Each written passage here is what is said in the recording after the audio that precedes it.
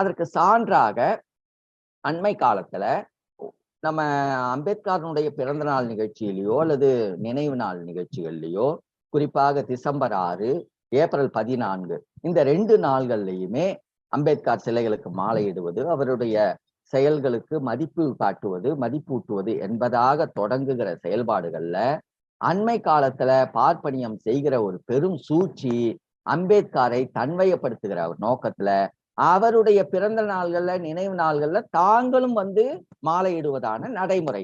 இந்த நடைமுறையின் வழியாக அம்பேத்கரை தன்வயப்படுத்துகிற முயற்சி. இந்த முயற்சி 1983லேயே RSS தன்வயப்படுத்தி தொடங்கி விட்டது என்பதை நாம் உணர வேண்டும். RSS ஒவ்வொரு மாநிலத்துக்குள்ளாரையும் நுழைந்து எப்படி தன்னுடைய எதிர்ப்பு கருத்தாளர்களை, குறிப்பாக அம்பேத்கருடைய கருத்தாளர்களை, திருவள்ளுவ கருத்தாளர்களை, தமிழிய கருத்தாளர்களை, ஆரிய எதிர்ப்பு இனவழிப்பட்ட உணர்வாளர்களை, மொழி வழியாக சமஸ்கிருதத்தை எதிர்க்கக்கூடிய உணர்வாளர்களை, இவர்களையெல்லாம் எப்படி சிதைப்பது, தன்மையப்படுத்தி இயக்கங்களிலே இணைப்பது என்கிற ஒரு பெரும் முயற்சியை சூழ்ச்சியோடு செய்ய தொடங்கியவர்கள் அவர்கள்.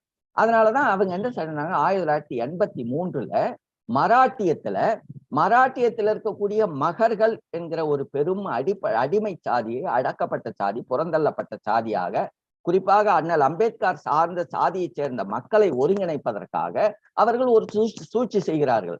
1983ல ஏப்ரல் 14 அன்றைக்கு ஒரு மிக பெரும் பேரணி, ஒரு ரத ஊர்வலம், அவர்கள் சொல்லணும்னு சொன்னா ரத ஊர்வலம் என்பது அவருடைய தேர் போல ஒரு தேரை செய்து வடிவமைப்பு செய்து, அந்த தேரில் முழுக்க அம்பேத்கருடைய அந்த தேரினுடைய முன்பகுதியில அம்பேத்கருடைய மிகப்பெரிய படம், அம்பேத்கருடைய படத்துக்கு பக்கத்துல இன்னொருவருடைய படத்தை வைக்கிறாங்க.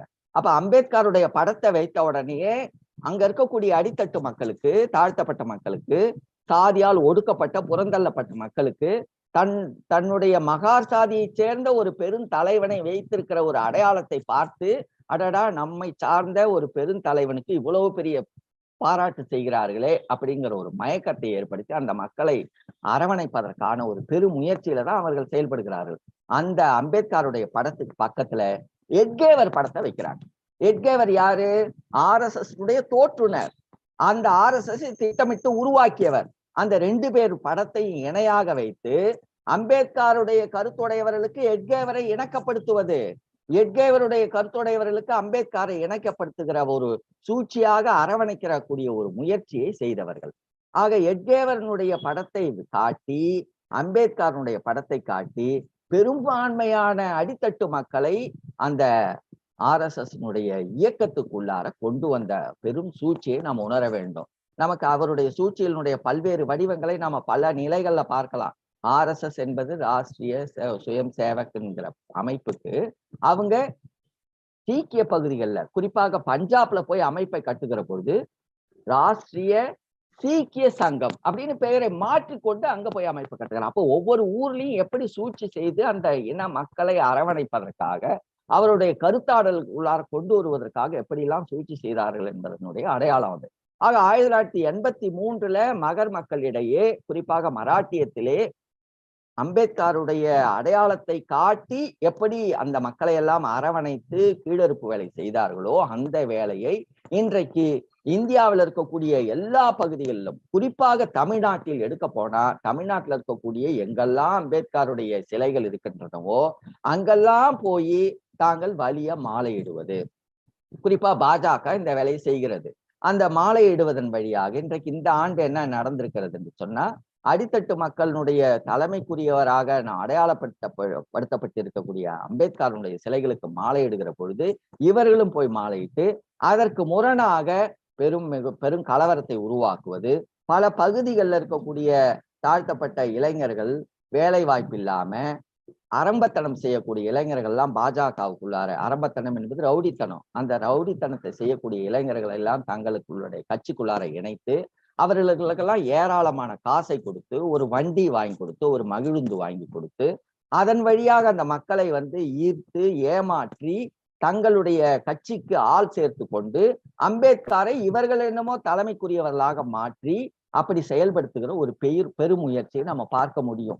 எந்த நோக்கத்திற்காக அம்பேத்கர் தன்னுடைய அரசியலை முன்மொழிந்து கடுமையாக செயல்பட்டாரோ, சாதிய அடக்குமுறைகளை எதிர்த்து உடைத்தெறிய வேண்டும் என்கிற ஒரு பெரு நோக்கத்தை அடையாளப்படுத்தி காட்டினாரோ அதைக்கெல்லாம் நேர் எதிராக அவர் இந்த அம்பேத்கரையே தங்கள் உள்ளார உள்வாங்கி அந்த அம்பேத்கரனுடைய கோட்பாடுகளை, தங்களுக்கு எதிரான அம்பேத்கருடைய கோட்பாடுகளை மழுங்கடிக்கக்கூடிய ஒரு பெரும் செயல்களை RSS செய்து வருகிறது, பாஜக செய்து வருகிறது என்பதை உணர வேண்டும்.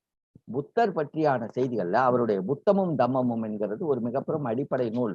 அந்த புத்தமும் தம்மமும் நூலுக்கு முன்பாக அவர் முதல்ல நம்ம இன்னொன்றை புரிந்து கொள்ளணும். அவர் சாகிற பொழுது தான் ஒரு இந்துவாக சாக முடியாது என்கிற ஒரு அழுத்தத்தை கொடுத்தவர். இந்து என்பது அடிப்படையில் பார்ப்பனியத்தினுடைய கட்டமைப்பு, வைதீகத்தினுடைய அடையாளம், பார்ப்பனியத்தை நிலைப்படுத்திக் கொள்வதற்கான ஒரு சமய சார்புடைய இயக்க செயல்பாடு.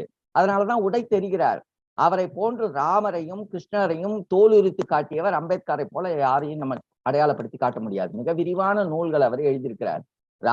ராமனை பற்றியும் கிருஷ்ணனுடைய பகவத்கீதை பற்றி அவருடைய ஆய்வு நூல்கள் மிக பெரும் அழுத்தமான ஆய்வு நூல்கள். பகவத்கீதை குறித்து அவர் சொல்லுகிற பொழுது வலிய வன்முறை நிகழ்வுகள் பற்றி, அதாவது பார்ப்பனியம் தன்னை நிலைப்படுத்திக் கொள்வதற்காக, பார்ப்பனியம் தன்னுடைய அதிகாரத்தை நிலைப்படுத்திக் கொள்வதற்காக, தான் ஆட்சி பொறுப்புக்கு உரியதாக இருக்கும் என்பதற்காக எதையும் செய்யலாம் என்கிற கண்ணோட்டத்தை பார்ப்பனிய மத வெறியர்களிடம், அந்த பார்ப்பனிய சார்புடைய அரம்பர்களிடம், குறிப்பாக ரவுடிகளிடம் நிலைப்படுத்துவதற்காக ஒரு நியாயப்படுத்தத்தை செய்கிறார்.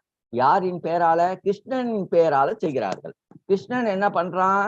கிருஷ்ணன் மகாபாரதத்தின் அடிப்படையில அவர்கள் அர்ஜுனனாக இருக்கக்கூடிய தன்னுடைய தேரோட்டிக்கு கருத்து சொல்வதாகத்தான் பகவத்கீதையினுடைய பதிவுகளை காட்டுறாங்க. ஆக கிருஷ்ணன் அப்ப அர்ஜுனனுக்கு சொல்லுகிறான். அர்ஜுனன் சில மனமாற்றங்களை கொள்கிறான். அர்ஜுனனை பொறுத்தளவிற்கு அவர்களுடைய கண்ணோட்டத்தின்படி அவன் ஒரு சத்திரியன், போர் வீரன், ஒரு அரச குலத்தினன் அப்படிங்கிற அடையாளம். கிருஷ்ணன் பொறுத்தளவுக்கு அவன் இந்த கண்ணோட்டத்தோடு அவனுக்கு அடையாளப்படுத்துகிறான். நீ ஒரு சத்திரியன், சத்திரியனாக இருக்கக்கூடியவன் என்ன செய்யணும் அப்படின்னா, அவன் என்ன பண்ணுகிறான்? போர்க்களத்துல முன்னேறி செல்வதற்கு தயக்கம் கொள்ளுகிறான். நிறைய பேர் அழிந்து போகிறார்கள், இறந்து போகிறார்கள்.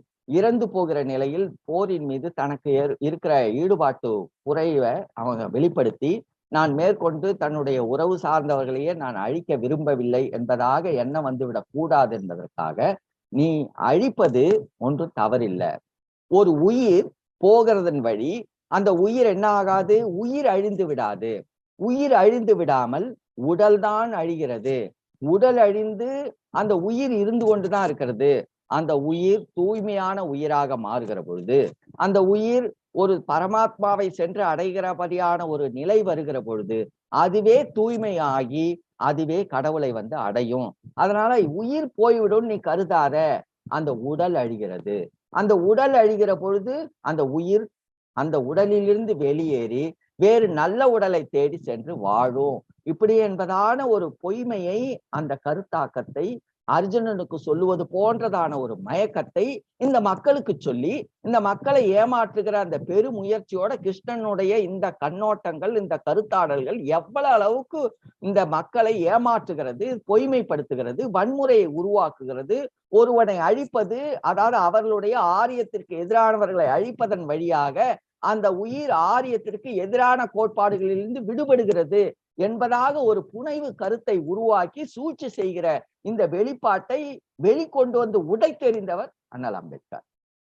ஆக அவருடைய செயல்பாடுகள் மிக பெரும் ஆழமானவை. அழுத்தமான அரசியல் மெய்யியல் கண்ணோட்டத்தை, பார்ப்பனியத்தினுடைய கவ்வி பிடித்திருக்கக்கூடிய அந்த பொய்மையான இந்து மதம், வைதிக மதம் என்கிற அந்த கருத்தாடல்களை உடைத்தெறிவதற்கான மிக பெரும் அழுத்த கோட்பாட்டை அவர் முன்மொழிந்து காட்டியிருக்கிறார். அந்த செயல்பாடுகளுடைய தொடர்ச்சியில தான் அவருடைய செயல்பாடுகள் இறுதியாக 1950 1947 இந்தியா விடுதலை அடைகிற பொழுது, இந்தியா விடுதலை அடைந்ததாக சொல்லப்படுகிற நிலையில அவரிடம் கொடுக்கிறார்கள். எதை கொடுக்கிறாங்க? இந்திய அரசியல் சட்டத்தை எப்படியாவது நீங்கள் தான் எழுதி கொடுக்கணும். ஏன்னா அவரை கடந்து ஒரு படிப்பாளியை பார்க்க முடியவில்லை என்பது மட்டுமல்ல, நாளைக்கு பின்னைக்கு அண்ணல் அம்பேத்கரை கொண்டு ஒரு சட்டத்தை எழுதி வாங்கிட்டா இந்த அடித்தட்டு மக்கள் எதிர்நிலைக்கு வரமாட்டாங்க. ஏன் அம்பேத்கரை வச்சு எழுத வச்சாங்க அப்படிங்கிறதுல ஒரு உட்கரு உண்டு. அவர்கள் அந்த குழுவுல பார்ப்பனர்கள், ஒரு இஸ்லாமியர், இவர்கள் எல்லாம் உள்ளடங்கி இருந்தாலும் கூட முழுக்க முழுக்க அவரிடம்தான் பொறுப்புகள் விழுகிறது.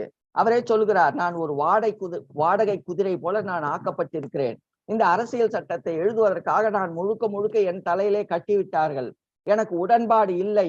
இந்த அரசியல் சட்டத்தின் வழியாக எல்லாவற்றையும் மாற்ற முடியும் என்பதை நான் நம்பவில்லை. இதை விட இன்னும் என்னென்று சொன்னா, அந்த அரசியல் சட்டத்தை நாடாளுமன்றத்துக்குள்ளார நிறைவேற்றின பிறகு அவர் சொல்லுகிறார், இந்த அரசியல் சட்டத்தின் வழியாக இந்த மக்களை ஈடேற்றி விட முடியாது. இந்த அடித்தட்டு மக்களை இந்த சாதியை ஒழித்து விட முடியாது. இந்த அரசியல் சட்டத்தை நம்பி முழுக்க இவர்கள் எல்லாவற்றையும் மாற்றிவிடும் என்று நம்பி விடாதீர்கள். இது மாற்றிவிடாது. உண்மையிலேயே இந்த சட்டம் இந்த மக்களை மேலும் மேலும் அடிமைப்படுத்தும். இந்த சட்டத்தின் வழியாக நாம் மிக பெரும் அடக்குமுறைக்கு உள்ளாவோம். அப்படியான நிலையில் இந்த சட்டம் எரிக்கப்பட வேண்டியது. அப்படி எரிக்கப்பட வேண்டும் என்கிற ஒரு நிலை வரும் என்று சொன்னால் அதை எரிப்பதற்கான முதல் ஆளாக நான் தான் இருப்பேன் என்பதாக அவர் நாடாளுமன்றத்தில் பேசியிருக்கிறார்.